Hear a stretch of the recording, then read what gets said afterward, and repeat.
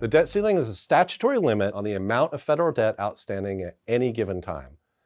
Before it was established in 1917, Congress actually had to vote every time the government issued debt to finance spending. Importantly, the debt ceiling isn't about future spending. It's about financing the spending that Congress has already approved.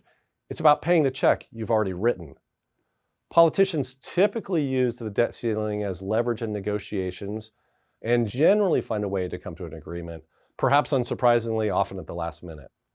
In fact, the debt ceiling has been raised well over 100 times, and despite all of the political brinksmanship surrounding the discussion, Congress has never failed to do so when needed.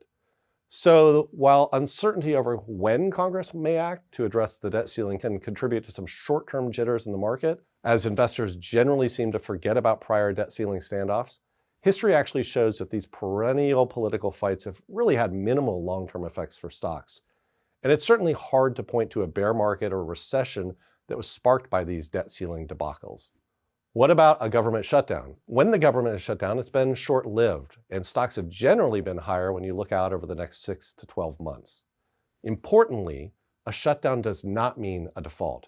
A default specifically happens if the government fails to make principal or interest payments on debt. Monthly federal tax revenues regularly exceed interest expenses, and the Treasury can always prioritize things like interest payments over other federal expenditures. All of this makes the likelihood of an actual US government default really, really unlikely. Like any debt, though, the absolute amount the federal government owes matters a lot less than the ability to keep up with payments. At any debt level, a failure to service that debt could trigger a crisis. But that's really not where we are right now. Currently, the US can very comfortably afford its debt level. Now, that could certainly change one day, but what markets care about is what happens in the next 3 or 30 months. What happens in the here and now.